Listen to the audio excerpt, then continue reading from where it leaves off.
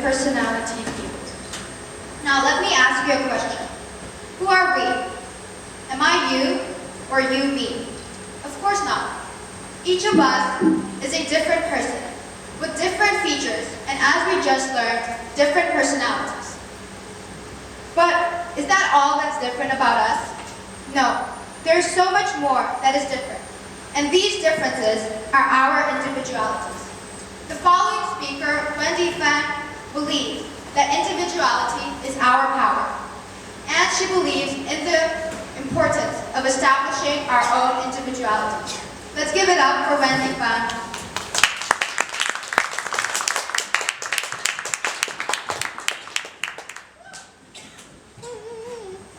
Thank you. To start with, I would first like to ask you a question.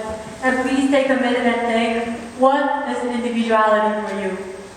My first reaction towards this word was individual.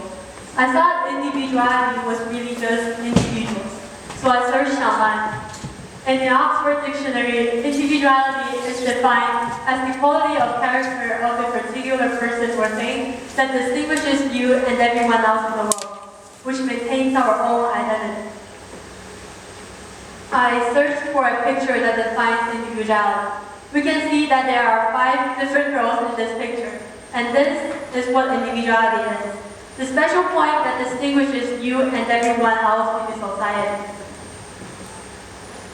So, what power do these individualities have, and why are these individualities so important to us? Our society has been constantly changing, evolving, and advancing, and these are all connected to individualities. Historically, innovations, advancements, and breakthroughs are made by people that were categorized as the type being different from the societal criteria. For example, Albert Einstein, who received numerous awards and honors. However, at his time, many people barely agree with him. 2 years after the publication of Theory of Relativity, he could not find an employment in academia and has to work 6 days per week as a patent clerk. Another example, George Cantor, who proposed the famous set theory.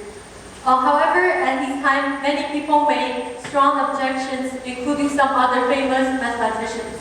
His fiercest opponent was his mentor, who drove him out of the University of Berlin. He then has nervous breakdowns and suffered greatly from depression when he was only 40 years old.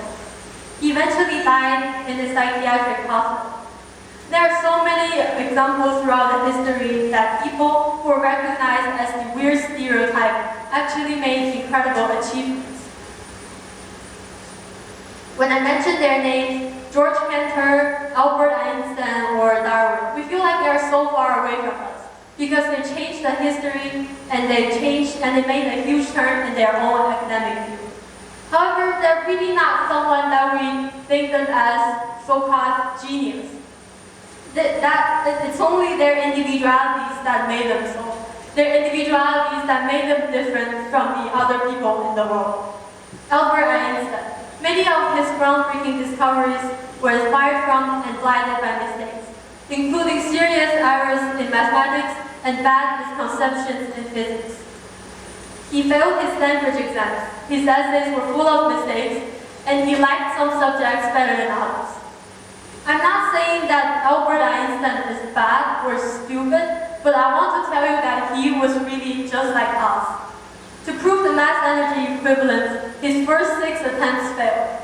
To successfully develop the electric light, he experimented with over 1,600 materials. Einstein once said, "Anyone who has never made a mistake has never tried something new." So the most important thing is to learn from your own mistakes and always keep trying.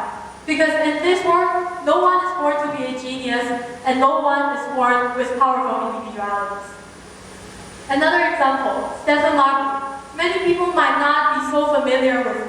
He was one of the players in the 1996 golden generation of the NBA.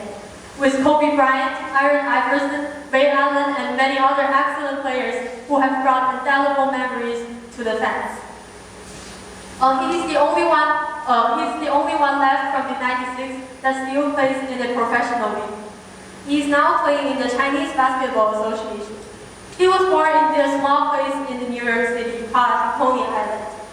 He had 6 siblings and he was poor. When he was young, his greatest wish was to make his father praise him and to have a full meal. Who would have thought that such an ordinary American could change a city in a foreign country? He's now 41 years old, and his legendary basketball career started in 1996 in NBA, where he compromises the world's best players. He was recognized as one of the most talented point guards in the whole league. However, his NBA career went completely different than what is expected. Marbury was known as the lone wolf because he had too much time controlling the ball and he made too many shots. When he was playing for the New York Knicks, even the journalists of the New York Daily reported him as New York's most reviled athlete. He was traded to 5 different teams in his 13 years of NBA career and was benched in the last few seasons. And for that, he said, "I thought the league was mad about me messing up their money." After he was abandoned by his last team, Boston Celtics, he decided to come to China. Looking back at his 13 years of NBA career, he did a lot of irrational things. He was frivolous and arrogant. He was a loner that didn't get along with any of his teammates. He ate Vaseline on his live broadcast. And he was jailed for 10 days for excessive drinking. And he even thought of committing suicide. However, I have to say that it wasn't really all his mistakes, but what I really want to share through this is that they are not Superman. They are not perfect and impeccable. Conversely, they are real people. They are human beings. They make mistakes as we do. They fail exams as we do. They get themselves into troubles as we do. They're not perfect. And that's the way it works, and that's why we can believe they are real. He came to China in the 2009-2010 CBA season and joined the Shanxi Basketball Club. The next season, he joined the Boshan Basketball Club. And the following season, he became a member of the Shougang Basketball Club. As many people have thought that his CBA career would be pretty much the same as what he experienced in the NBA, they found themselves completely wrong. He joined the Shougang Basketball Club for 6 years and won 3 championships for the team that has never been in the team history. He played with his leg injured.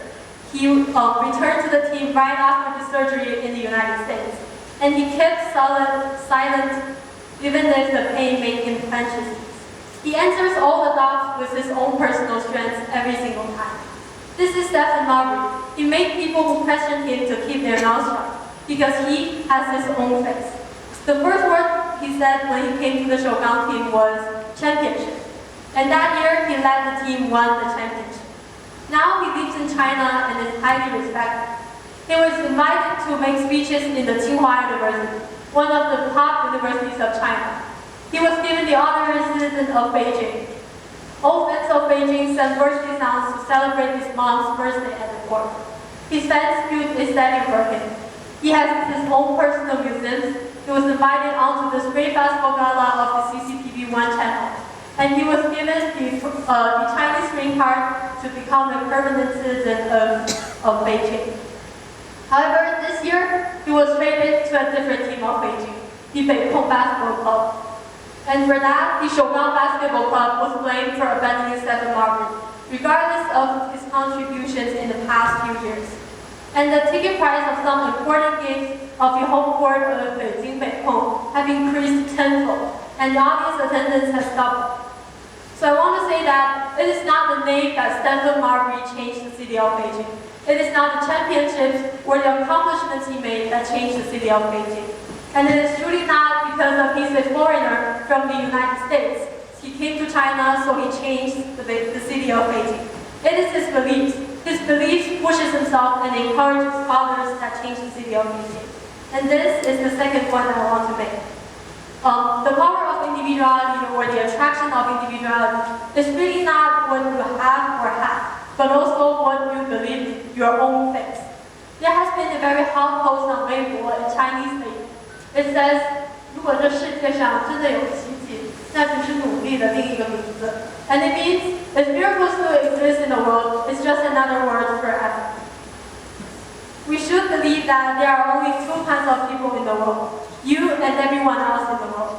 Everyone has their own power because we all have distinct distinct personalities or individualities. Just as the celebrities young people admire or scientists that we look up at. They're really not genius and they're really not Superman. So at the end of this speech, I want you to remember two things. Firstly, believe in your own faith, and secondly, never stop trying. Because these are the two most important things to establish your own individuality. Thank you for listening.